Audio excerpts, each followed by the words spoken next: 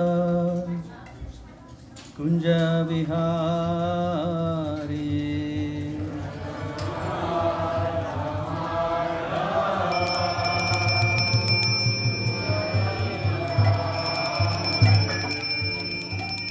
जय राधा माधव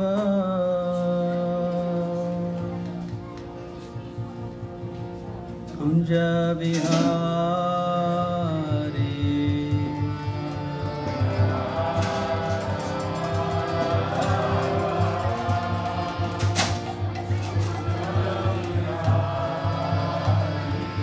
जय राधा माधव कुंज विहारी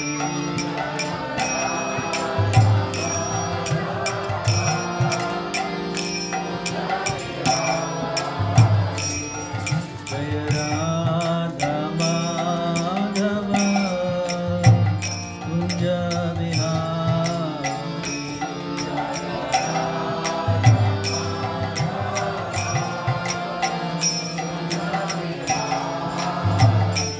जय राधा माधव कुंज विहारी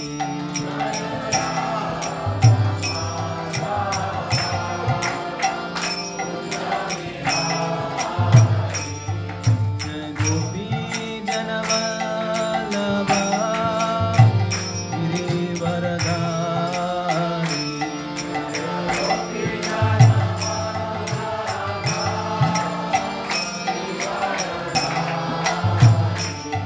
जय गोपी जनवल्लभ गिरिवरधारी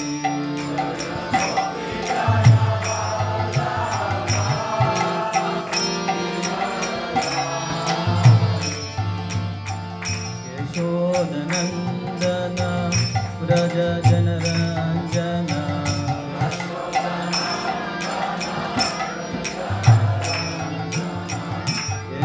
यशोदनन्दन व्रज जनरञ्जन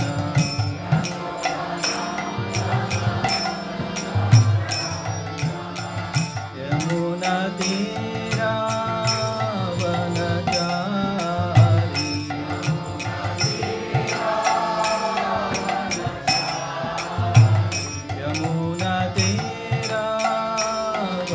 यमुनातीरावनचारी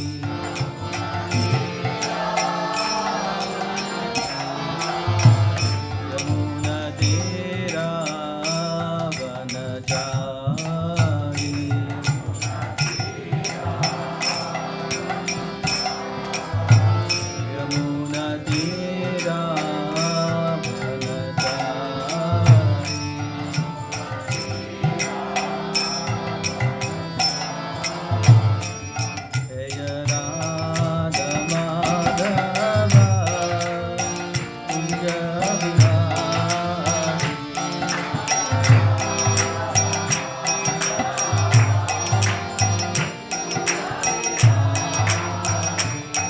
जय राधा माधव कुंज विहारी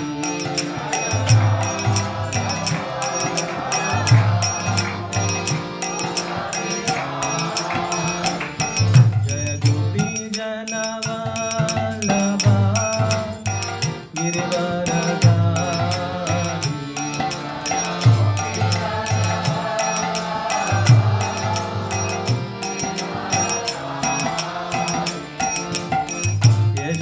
यशोदनन्दन व्रज जनरञ्जन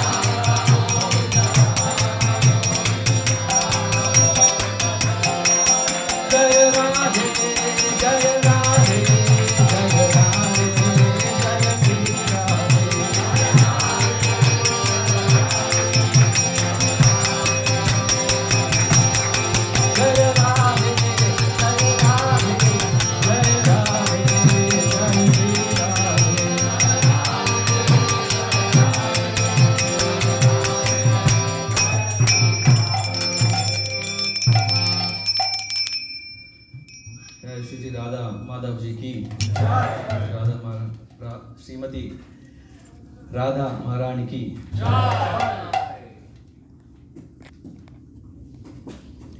जय विष्णुपाद परमहंस परिवर्गाचार्य अष्टोत्तर सदस्य डिवाइन ग्रेस एसी भक्तिवेदांत स्वामी श्रील प्रभुपाद की जय विष्णुपाद परमहंस परिवर्गाचार्य अष्टोत्तर सदस्य डिवाइन ग्रेस भक्ति सिद्धांत सरस्वती ठाकुर महाराज की प्रेम से कहो श्री कृष्ण चैतन्य प्रभु नित्यानंद श्री अद्वैत गदाधर शिवासदि गौर भक्त वृंद की श्री राधा कृष्ण गोप गोपीनाथ श्याम कुंद राधा कुंद गिरि गोवर्धन की वृंदावन धाम की धाम की जगन्नाथपुरी धाम की नवद्वीप मायापुर धाम की बरसाना धाम की नंदग्राम की गंगा माई की यमुना माई की भक्ति देव तुलसी महारानी की समावेद भक्त वृंद की all glories to assembled devotees, all glories to assembled devotees, all glories to assembled devotees, all glories to Shri Shri Guru.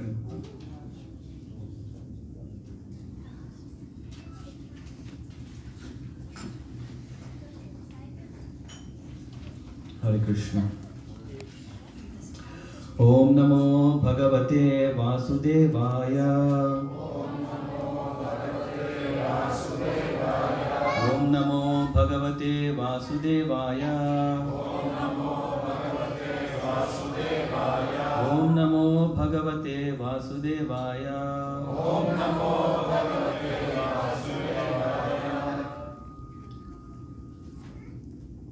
Hare Krishna everyone, once again wish you a very happy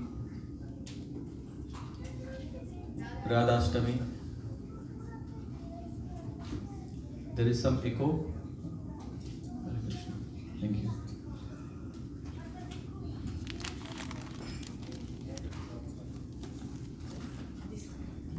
Hare Krishna. So,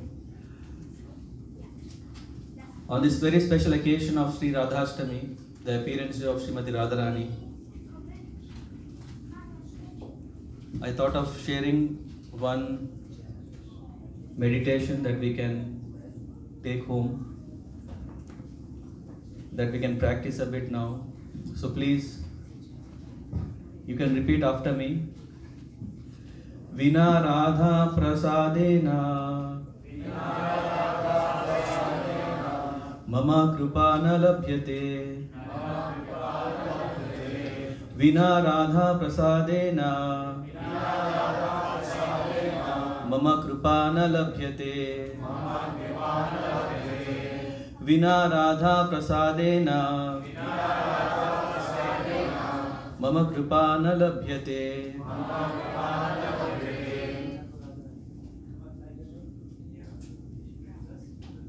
Someone can say.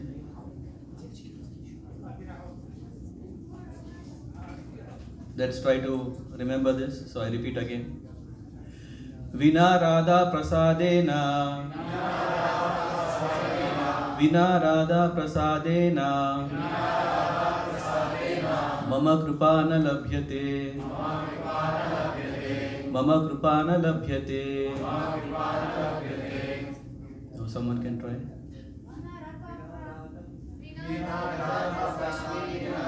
Vina Radha Prasadena.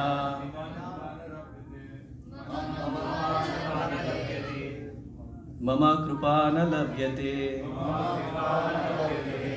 I'm just following you. Someone can say. Vina Radha Prasadena. Vina Radha Prasadena. Mama kripa na labhyate. Once again. Vina Radha Prasadena. Vina Radha Prasadena. Mama kripa na labhyate. Okay. So I hope we repeat time to time so that we can remember this.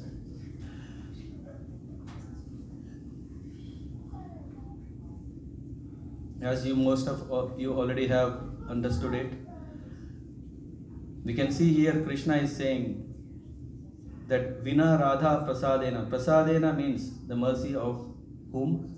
Radha. And Vina means without. Without the mercy of Srimati Radharani, Mama kripa na labhyate. And kripa is also mercy. So, how many of us are here who are really eager to receive the mercy of the Lord?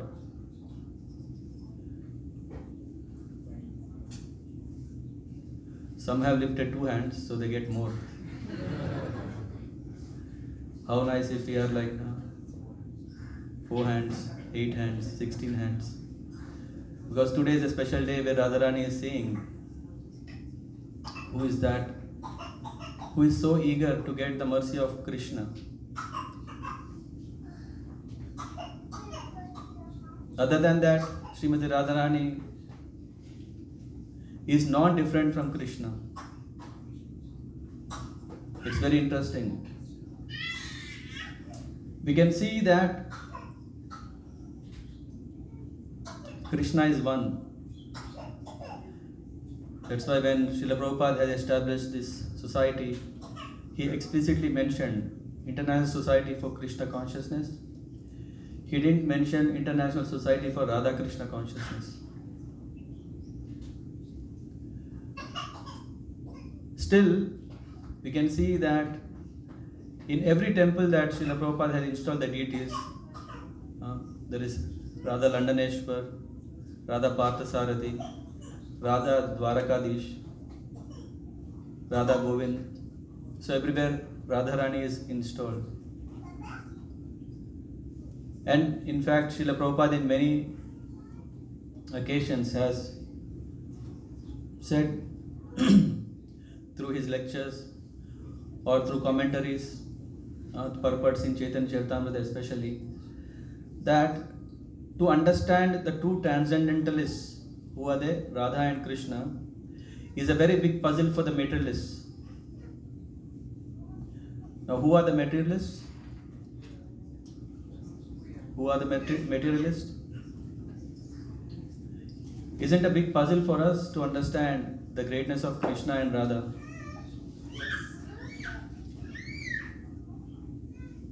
In fact, when we are trying to become aspiring devotees of the Lord, we ourselves are struggling to understand what to speak about hardcore materialists. There are so many in the past have declared that Radharani is superficial. There is no character like Radharani. It is maybe after only Jayadev Goswami, when he has written these wonderful poems, then he has injected Radha or Gopis. I think your blood is already boiling. How can someone say that there is no Radharani? Our whole devotion is lying in the hands of Radharani.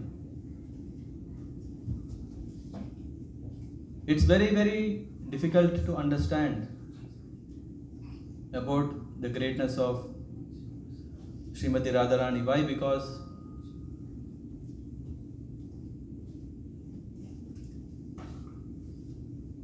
When we do not have the vision, what is the purpose of exposing such transcendental knowledge? When we want to see the Lord through our senses, it's not possible.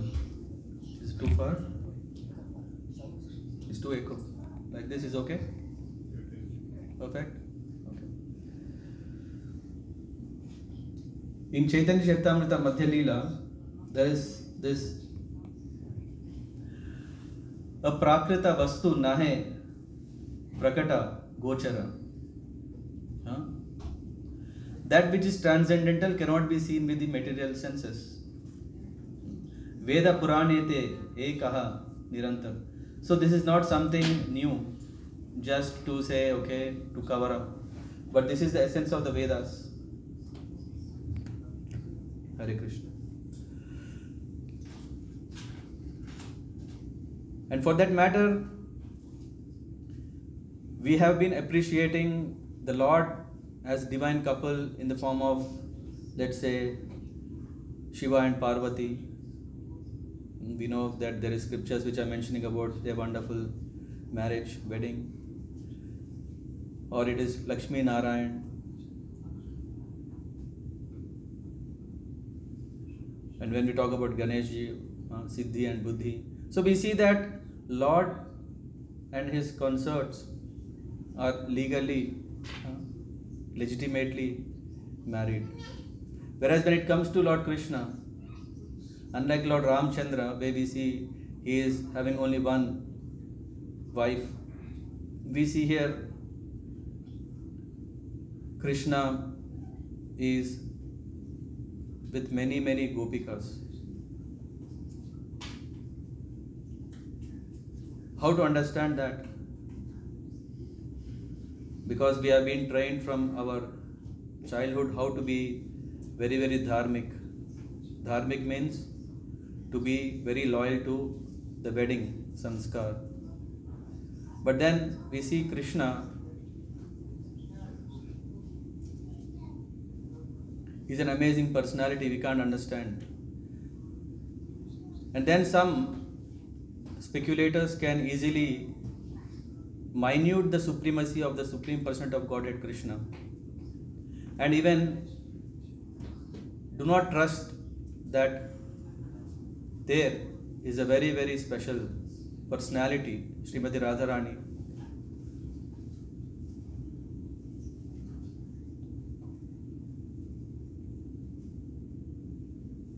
So today I am trying to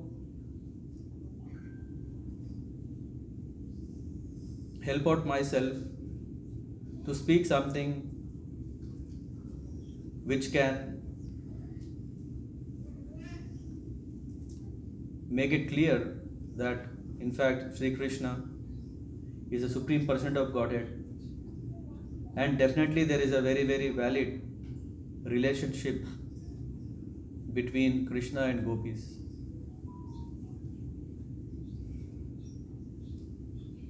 And with that, automatically, we can understand that Srimati Radharani and all the gopis are also spotless. So that we don't go on to hear about very exalted subject like Rasa Leela, very cheap. Because Sukadeva Goswami, when he was speaking to Parikshit Maharaj about Srimad Bhagavatam, when he was speaking Bhagavatam, in the 10th canto, we see there are 5 chapters, and they are said to be the heart or the life, not even heart. It said the Pran, the life of Srimad Bhagavatam. Yeah? We know that Vedic way of seeing everything is personified. When we see Srimad Bhagavat, the Purusha, in the form of Bhagavat as a person, the heart of Bhagavatam is that 5 chapters, and very interestingly, it is speaking only about Krishna and his dealings with gopis, the conjugal love. That do not within the marital relationship but with the gopis.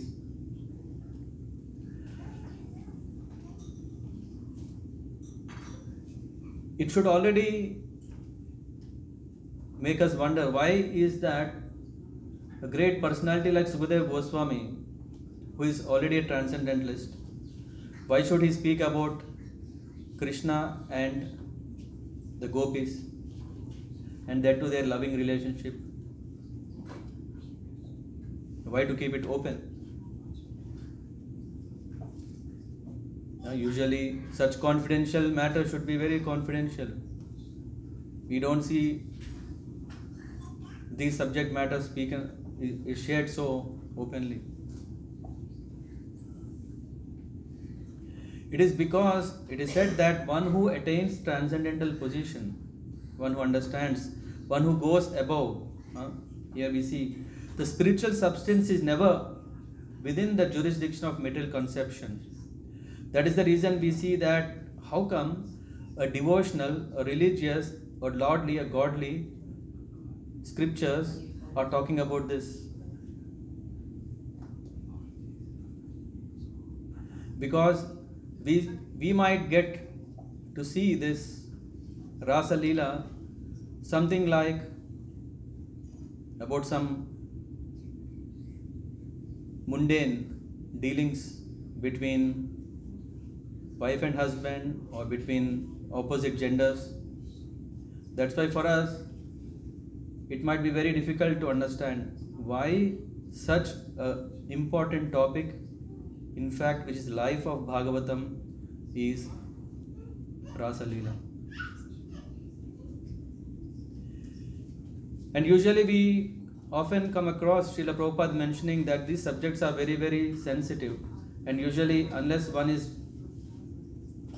going very gradually through Srimad Bhagavatam canto by canto, 1, 2, 3, and when one comes to even 10th canto, under the guidance of spiritual master, once the senses are properly refined to understand this subject, by the kripa, by the mercy of the Guru and the Lord, one can enter into this subject.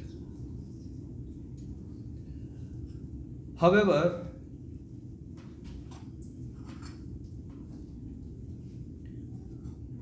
for someone like me, I can still see that Srimad Bhagavatam is offering, especially these 5 chapters, a very, very important understanding about the greatness of the gopis.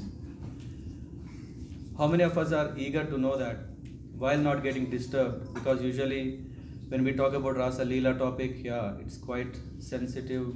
No, Sudama Prabhu, you should stop it. Is someone telling, then I can stop.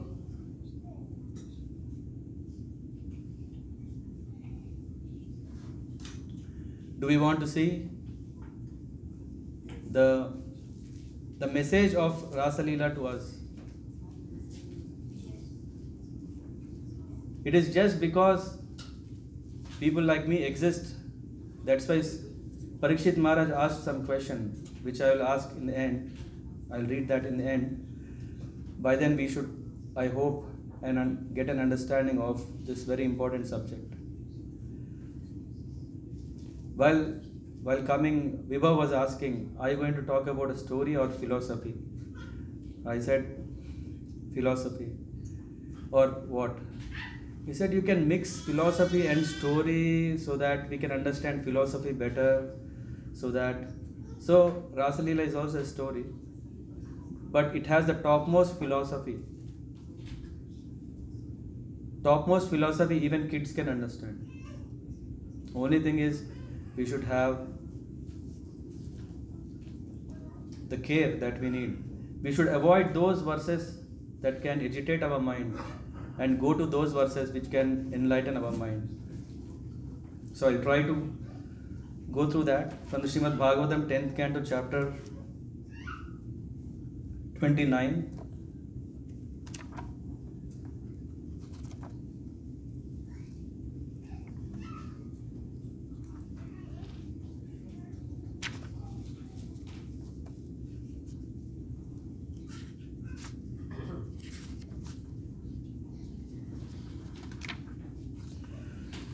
So once on the Sharad Purnima, this is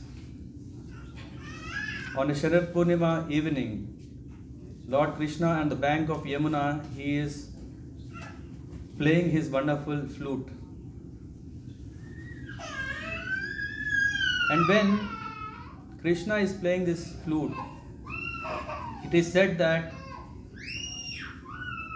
the gopis who were present at home, some were with their husband, some were with their brother, some were with their parents, some were doing something. Like someone, it is said that someone is boiling milk, someone is putting the milk on the stove, someone is taking out the milk after it's boiled. In that way, everyone is engaged in service. But as soon as when they heard Krishna's flute, they immediately forgot themselves, what they are doing. The flute was so deep that it went straight into the heart. It was like a deep call. We may also experience, if there is very nice music that is played, we may see, wow, so nice, let me go and sit sometime. But it is still not a mundane material music that Krishna is playing on the flute. In fact, it is said that at that moment they forgot all whatever they are doing. They started connecting Krishna inside, within. And they were so much deeply connected that even left their life.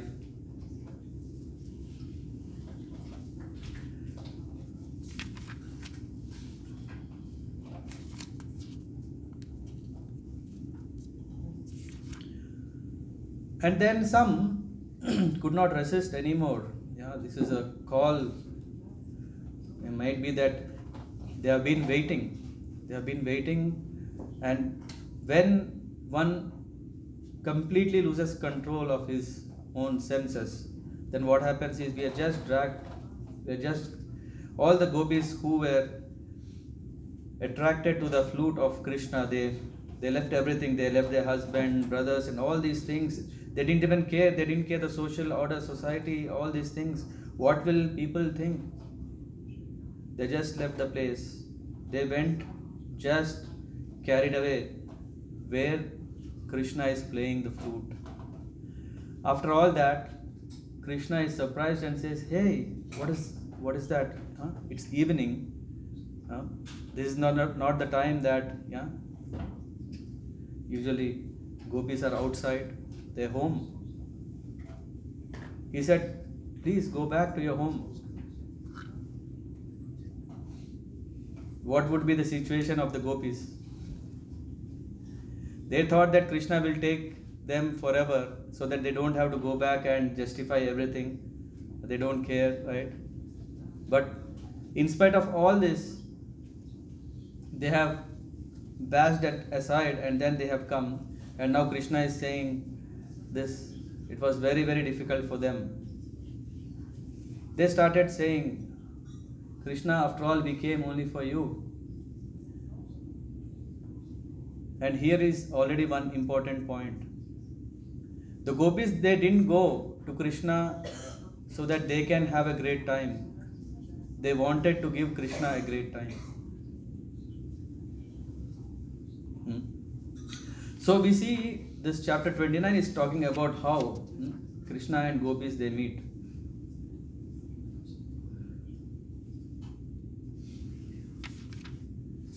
Interesting part comes after Krishna understands, in fact, you have proved that you are great in exchanging love than me. Your love is superior. Just to prove that, I have just said go back, but you didn't care and you still wanted to stay here. So through this, I want to say the gopikas have great bhava. They are even greater than my own love.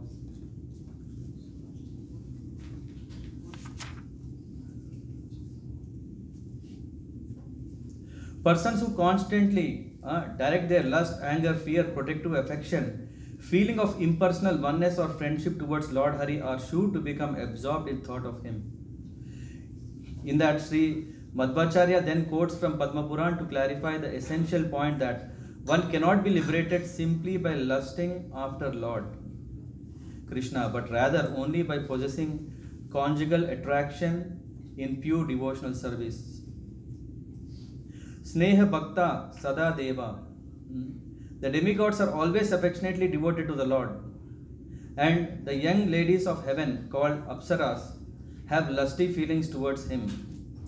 Although some of them have pure devotion for him, untainted by material lust, only these latter Apsaras are ready for liberation. Thus, devotional service is not yogyam or appropriate unless free from material lust. So, this is what Krishna was saying, that the gopis are completely free from lust. And then he's saying, you should not be astonished by Krishna that the unborn master of all masters of mystic power, the Supreme Person of Godhead, after all, it is the Lord who liberates this world.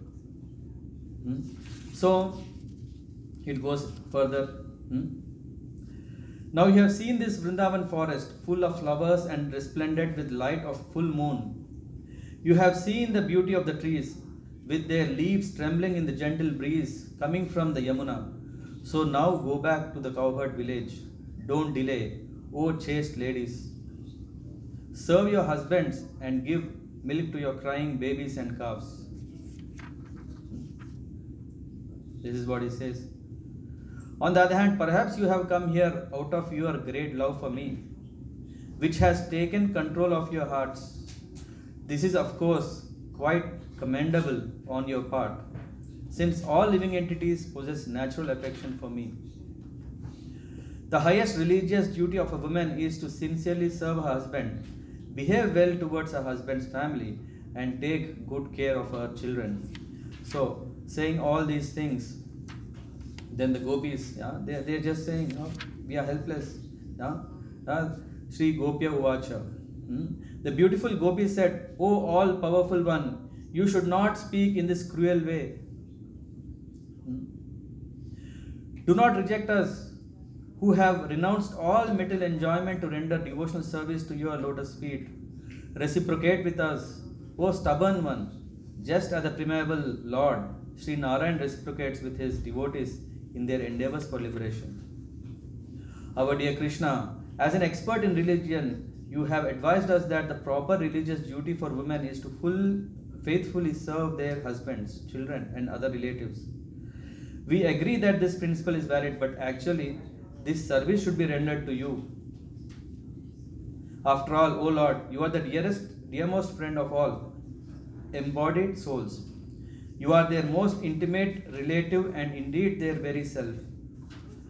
We know that the Lord is called Jagatpati. We know. Jagat means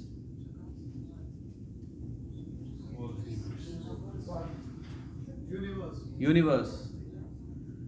And everything that is in the universe is also part of the universe. Isn't it? So which means everything that is created, who is the Pati? Krishna. So the gopis are establishing the higher meaning that whatever you have said, husband, okay, that's fine, but you are our husband.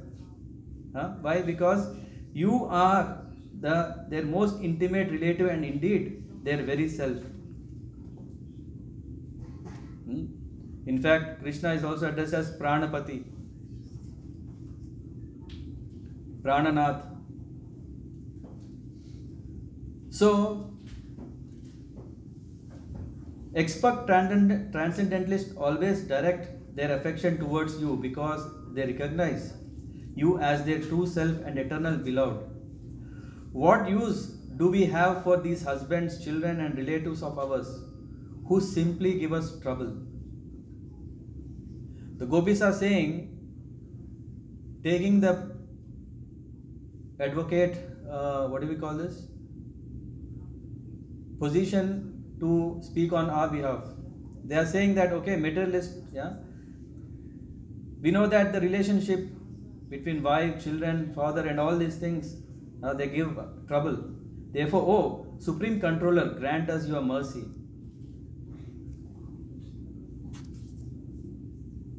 Dear Krishna, please pour the nectar of your lips upon the fire within our hearts. And from here, it goes more deeper. They are expressing their desire that we have left everything. We want to serve you. Now, engage us in your service. And finally, Krishna accepts. And then what happens is, while everything was, the conjugal pastimes are going on, all of a sudden Krishna disappears from the place. First of all, they have left everything. They have convinced Krishna to be, that they can serve him. And while everything is going on, all of a sudden Krishna disappeared. Acharyas say why Krishna disappeared is because some gopis had the bhav that finally we made it. Finally we managed to convince Krishna. So, but in fact it is Krishna's mercy that he wanted to show, if I would like to offer myself or take your service, it is me. So when this feeling of that I did it because of me, then Krishna disappeared. And then the gopis are searching. There is a whole description about where they are searching, and then we come to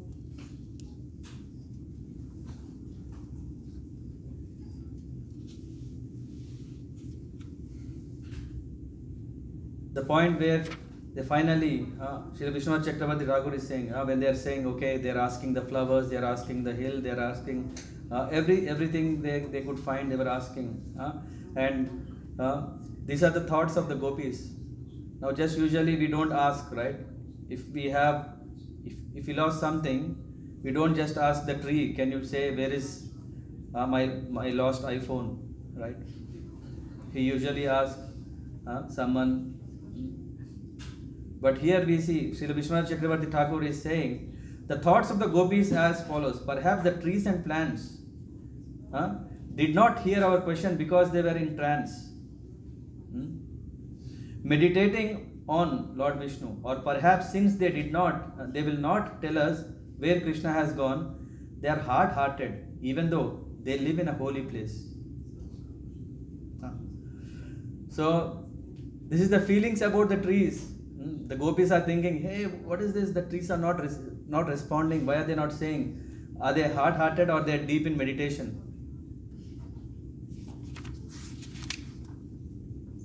Oh friend, wife of the deer, has Lord Achyuta been here with his beloved, bringing great joy to your eyes? Anyway, this is still, it's inquiring about Krishna. We come to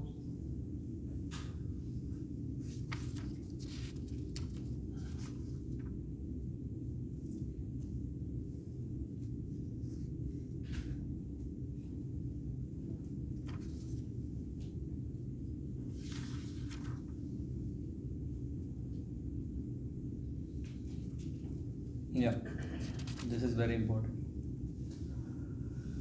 In the 10th canto, 30th chapter, verse 28 is the verse where we see there is an indirect reference of Srimati Radharani name.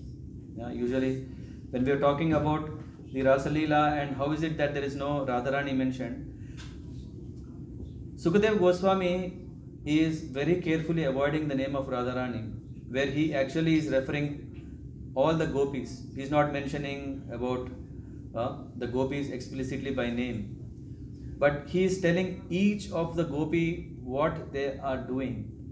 And here it is Anaya Radhito Nunam Bhagavan Harir Ishvara Yenno Vihaya Govinda Pritoyam Anayat Raha. Certainly this particular gopi has perfectly worshipped the all-powerful personality of Godhead Govinda, since he was so pleased with her that he abandoned the rest of us and brought her to a secluded place.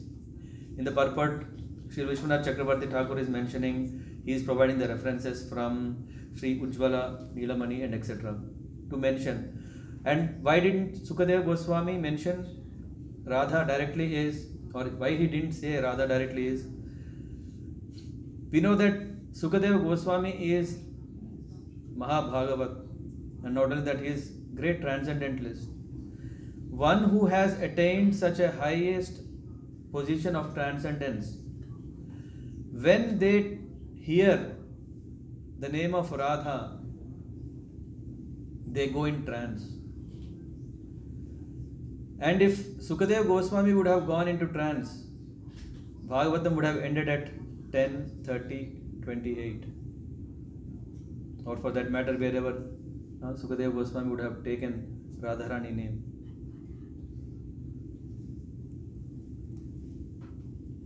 What is the praman for this?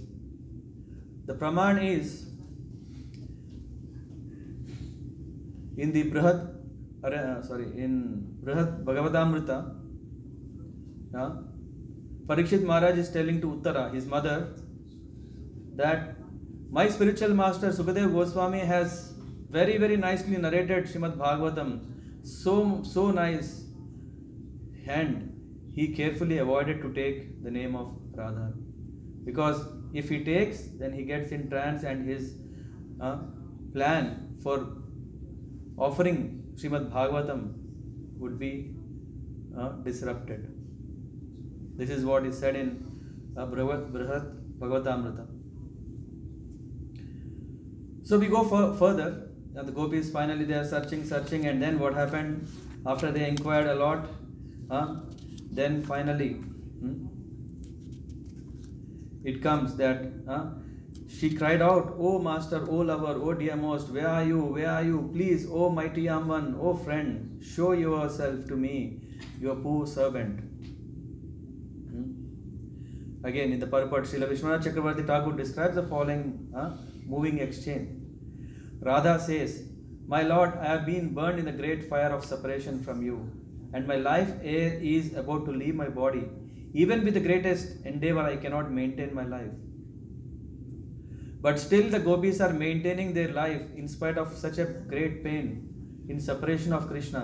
Why? Because if they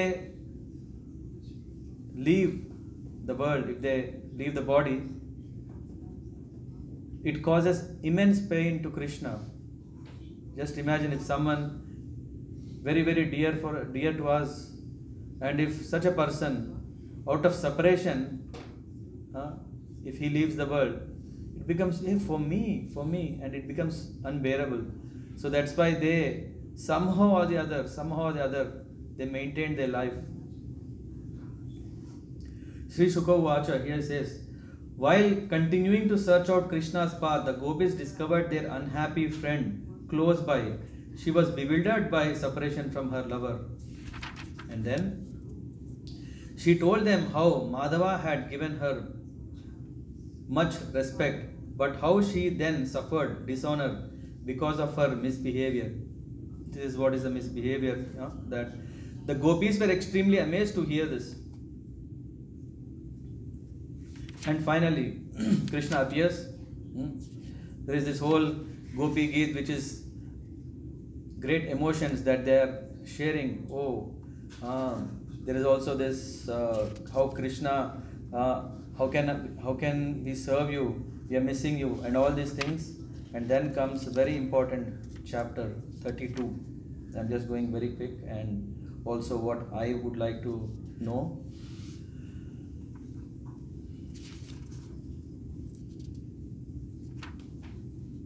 It is Sukadeva Goswami said, "O king, having thus sung and spoken their hearts out in various charming ways, the gopis began to weep loudly.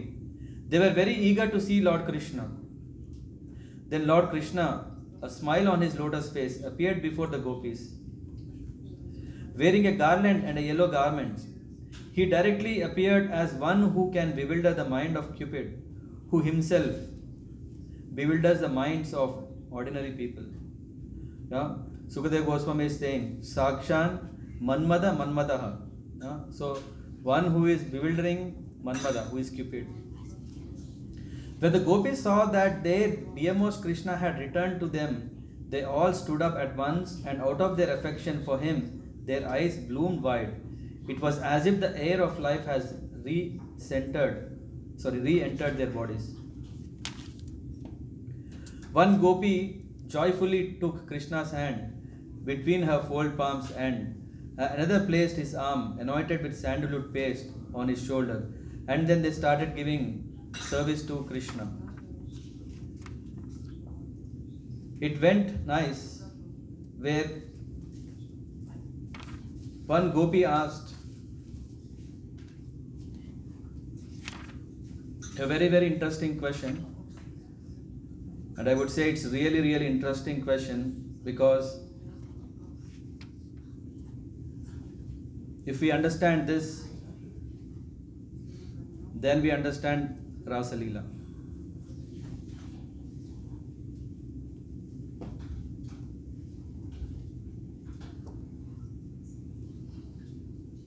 Ready? This is the question that gopis are asking.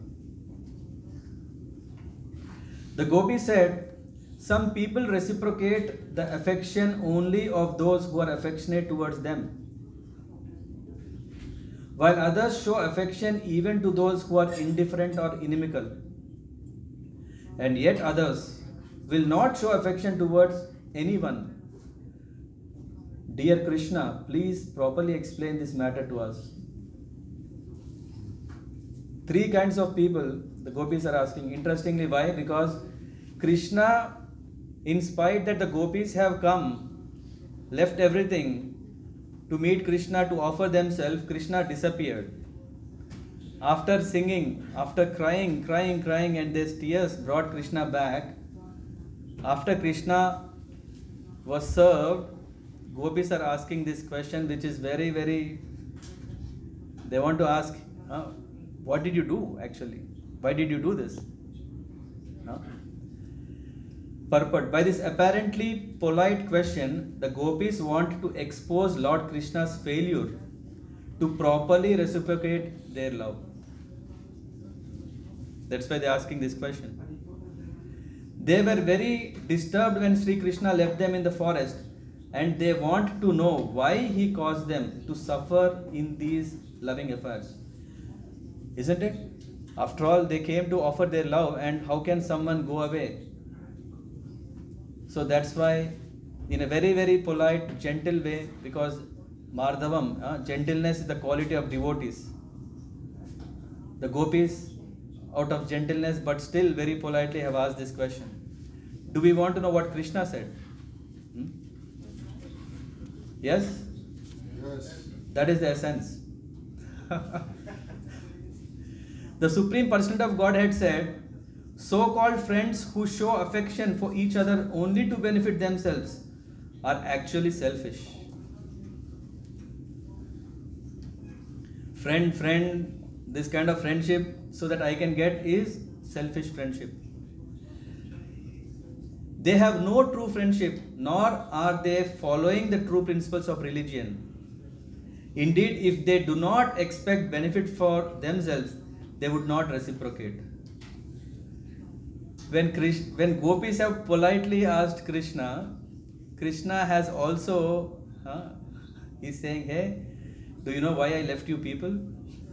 The answer can be here, find it out. He's telling to gopis, maybe that you were selfish.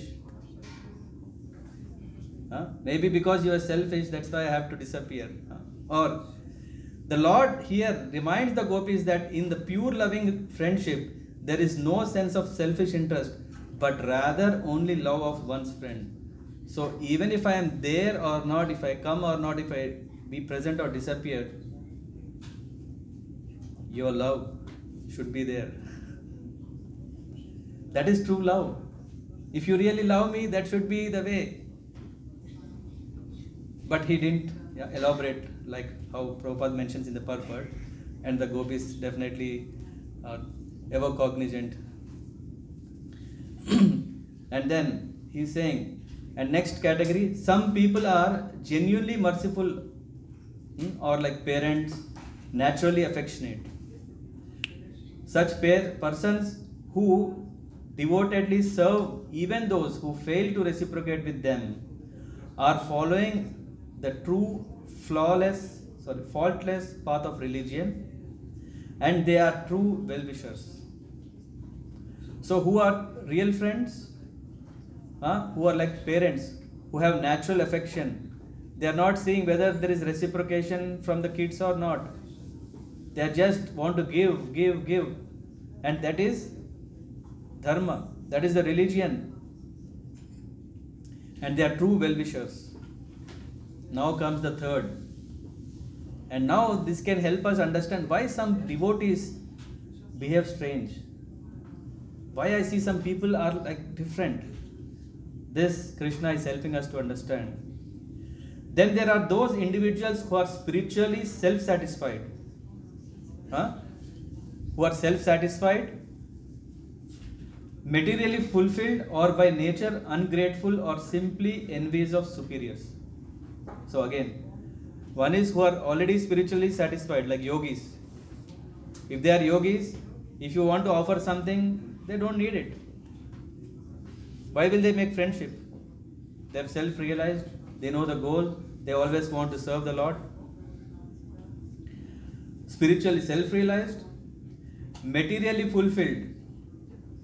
Just imagine there is a very rich person, and if you want to say, I want to offer you some money, he says, what should I do? I have enough. One who has everything, if you want to make friendship, he may not be interested. Or by nature, ungrateful or simply envious of superiors.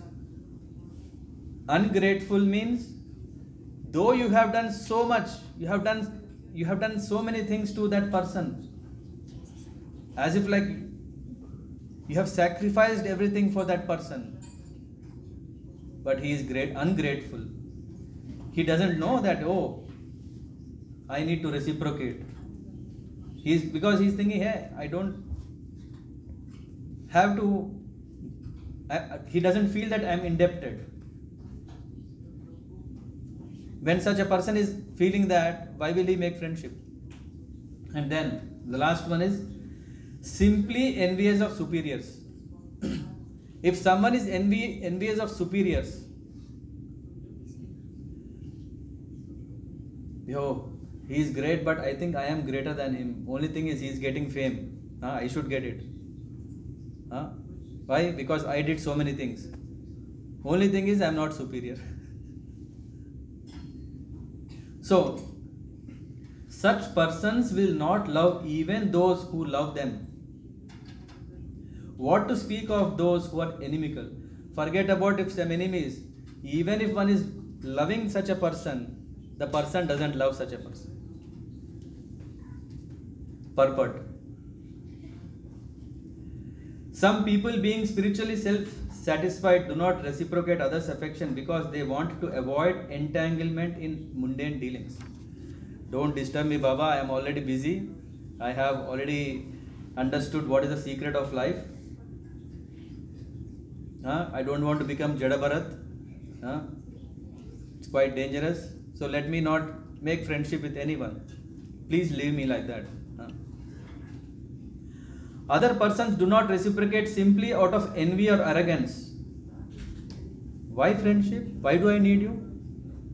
What will I gain? Rather, I am losing something, my time. I have to give you something.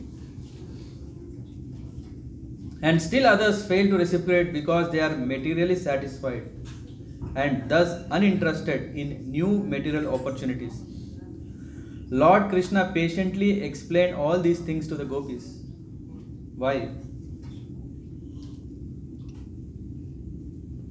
The next verse, I think you already have it. But the reason I do not immediately reciprocate the affection of living beings, even when they worship me. This is what Krishna is telling. Why he dealt with gopis like that? Do we want to know? Do we want to know why Krishna is not listening to our voice? We are calling him, but he is not turning to us. Why? Anyone felt like that? We are not heard. How many years? How many times Krishna is saying, but the reason I do not immediately reciprocate the affection of living entities even when they worship me, O gopis, example gopis, is that I want to intensify their loving devotion. What happens? In the Vipralamba Bhav, what happens? The love is enhanced, intensified. For that matter, we can see that Krishna in the transcendental realm, there is nothing like Parakiya Ras. We know that there is Swakiya and Parakiya, two kinds of relationship the Lord has. In the spiritual world, there is only one. But to enjoy the love which is intensified by Parakiya Ras, again, only when we can understand what it really means, then we may appreciate. For now, still we are seeing that Krishna is saying, O gopis, is that I want to intensify their loving devotion. So he's not telling I want to intensify your loving devotion. He's saying to those devotees who are loving the Lord and who are serving the Lord, still when they don't see why I am still not getting a call from Krishna, he wants to see our love more and more and more.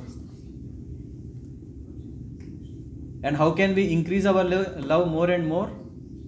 When we can purify ourselves more and more. And how can we purify ourselves more? When we follow in the footsteps of Srimati Radharani. Because she is the personification of the purest form of love that Lord Krishna is. What's happening?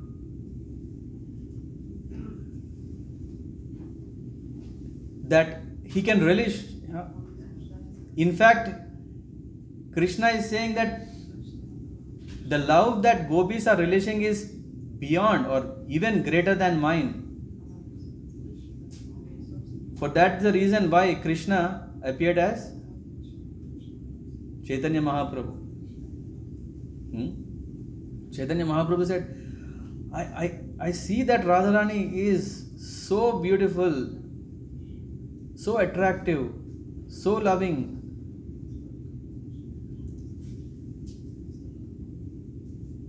What would it be to be a devotee like her? Always serving, yeah? Because just imagine a person is always being served. He's saying that, but Preeti Ashraya is better. Means one who is giving this are experiencing more happiness. So let me experience that. So that's why Krishna appeared as Chaitanya Mahaprabhu. To just understand, to just enjoy, relish the bhav of Radharani. So Krishna is saying, but the reason I do not immediately reciprocate the affection of living beings even when they worship me is I want to intensify their loving devotion. So we don't have to complain ourselves. We don't have to become, what is that? We don't have to procrastinate ourselves that, hey, I am hopeless. Oh, I have no more. I have been waiting. It's been 10 years, 20 years, 30 years. We see that in the purport. Lord Krishna states in Bhagavad Gita, Ye yatha mam prapadyante tam tateva bhajamyaham.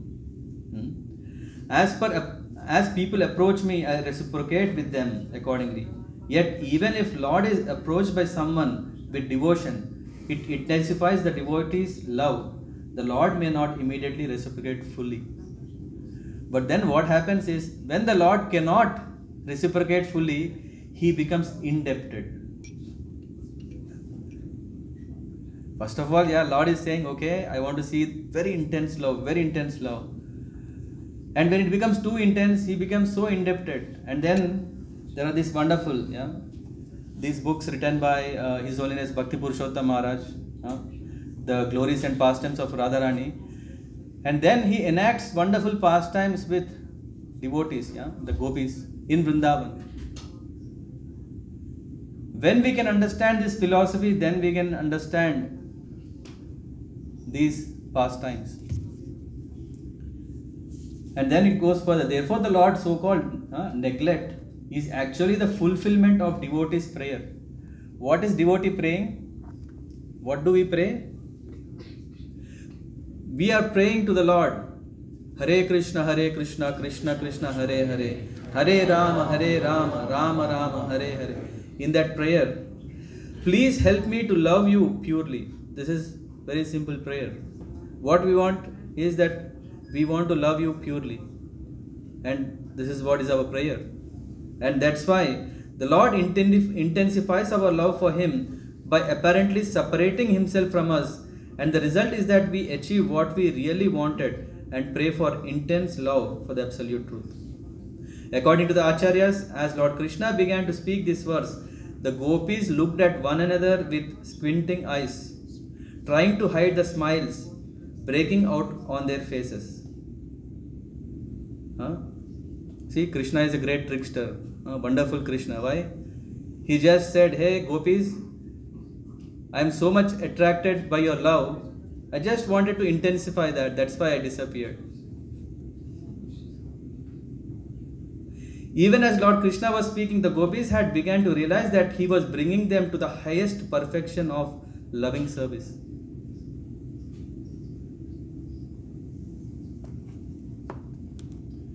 Rishikumar Prabhu, I have time or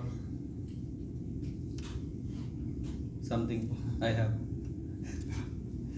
My dear girls, understanding that simply for my sake you had rejected the authority of worldly opinion of the Vedas and of your relatives, I acted as I did only to increase your attachment to me. Even when I removed myself from your side by suddenly disappearing, I never stopped loving you. It is not that Lord has left because He had lost interest. We may lose interest because our dealings are mundane. Therefore, my beloved gopis, please do not harbor any bad feelings towards me, your beloved. Krishna is also saying, hey, please don't get dejected and whatever you have spoken very politely, but actually. So, purport. Here the Lord indicates that though the gopis were already perfect in their love for Him, still to inconceivably increase their perfection and show an example for the world, He acted as He did. And the last of this chapter, sorry. I am not able to repay my debt for your spotless service even within a lifetime of Brahma. Your connection with me is beyond reproach. You have worshipped me, cutting off all domestic ties which are difficult to break. Therefore, please let your own glorious deeds be your compensation. He is saying, what did he say? I can't repay. My debt for your spotless service, I cannot repay. The only way is, you have done such a great sacrifice and came to offer yourself. That glory, please accept that as compensation.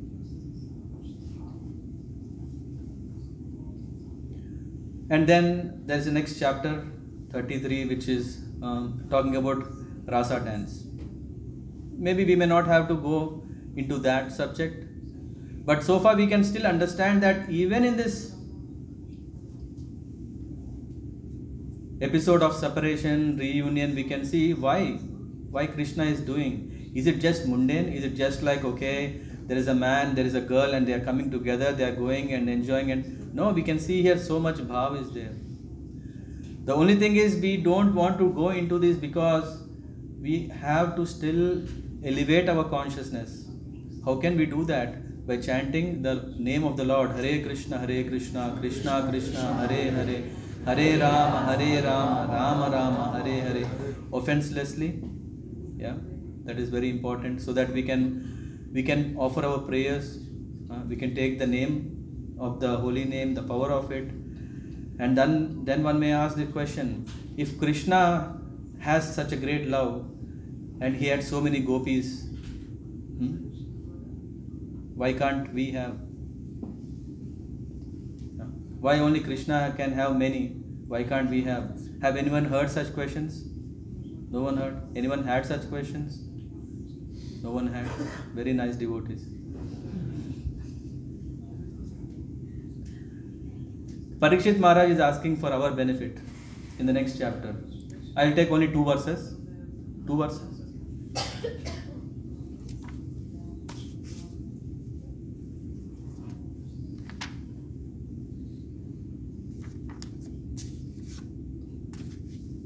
Okay, I'll try to finish in 1 verse. Parikshit Maharaj said, O Brahmana, the Supreme Person of Godhead, the Lord, by the way, this is 33, 26 and 7. Parikshit Maharaj said, O Brahman, the Supreme Person of Godhead, Lord of the universe, has descended to this earth along with his plenary portion to destroy irreligion, right? Dharma samsthapanarthaya sambhavami yuge. He came to establish religion, and such a Lord, how can he do this? So Parikshit Maharaj is asking, after hearing everything, he is asking this. To destroy irreligion and re-establish religious principles. Indeed, he is the original speaker, follower and guardian of moral laws. Everything, the Vedas came from him. How then could he have violated them by touching other men's wives? Still anyone have this question? Still there, right? So otherwise, as Sukadeva Goswami was speaking, King Parikshit noticed that some persons seated in the assembly on the bank of Ganges were harboring doubt about Lord's activities. Come on, when we are envious of Lord's position, we can have this question in spite of all logic, all those previous verses. No. How can Lord have? How can Krishna have so many wives? In fact, I had a colleague who said, I hate Krishna. Why? Because, how can he have so many girlfriends? Question is here. How can he break the law? These doubtful persons were karmis, jnanis, not only karmis, jnanis, and others who were not devotees of the Lord. If we have this question, it means that we are not devotees. Now, if you want to be devotees, let's forget this question. To clear up their doubts, King Parikshit asked this question on their behalf. O faithful upholder of vows, please destroy our doubt by explaining to us what purpose the self-satisfied Lord of the Yadus had in mind when he behaved so contemptibly. How can he do? It is said that we should follow what Lord does. And Krishna is doing this. Shall we also follow? There is also next question coming. It is clear to the enlightened that these doubts will arise in the minds and hearts of persons unfamiliar with the transcendental pastimes of the Lord. Therefore, since time immemorial, great sages and enlightened kings like Parikshit Maharaj have openly raised these questions to provide the authoritative answer for all posterity. What is the answer? Sukadeva Goswami is saying, the status of powerful controllers is not harmed by any apparently odious transgression of morality we may see in them. Again, I repeat again. The status of powerful controllers, the status of there is not harmed by any apparently. If we cannot understand, doesn't mean that is wrong. That is the essence. Apparently odious transgression of morality we may see in them, for they are just like fire, which devours everything fed into it and remains unpolluted. Fire can never be polluted. We know that fire, we put the sticks on a dead body and then we burn the body, and when we burn the body, the fire doesn't go into Ganges and take a bath. The fire is still pure. And the fire, when fire is used for the yajnas, The fire is not getting any credit. It is not that, oh, someone is pouring ghee into me, the fire is becoming bigger and bigger. No credit to the fire. In the purport, great. A fire devours all that is fed into it, but the fire does not change its nature.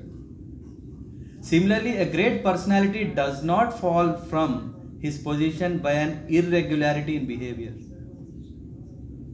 In the following verse, however, Sukadeva Goswami makes it clear that if we try to imitate,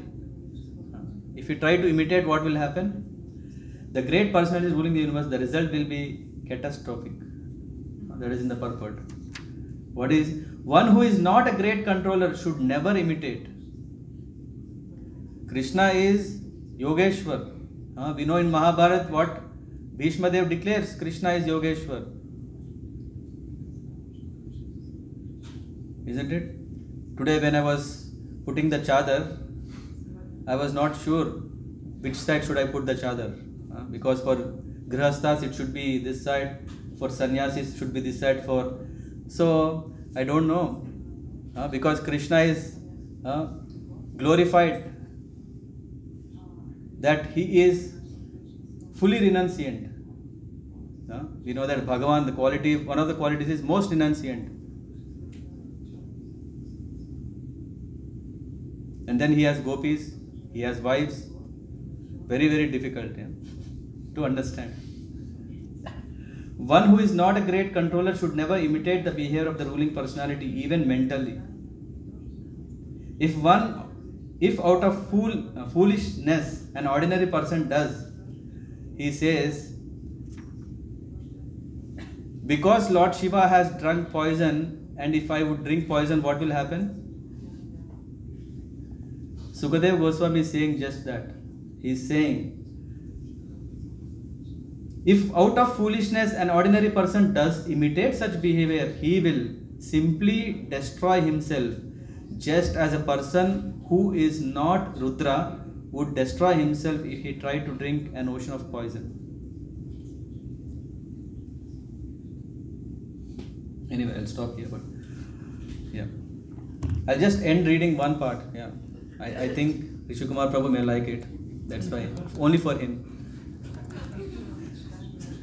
This is what, because we are in Gauradesh, that's why I was thinking, like how Chaitanya Mahaprabhu celebrated Radhashtami. Just 1/2 page. Reading. No explaining. No explaining. Just reading. No, it's not in Bhagavatam. It is in the Narahar Das Thakur.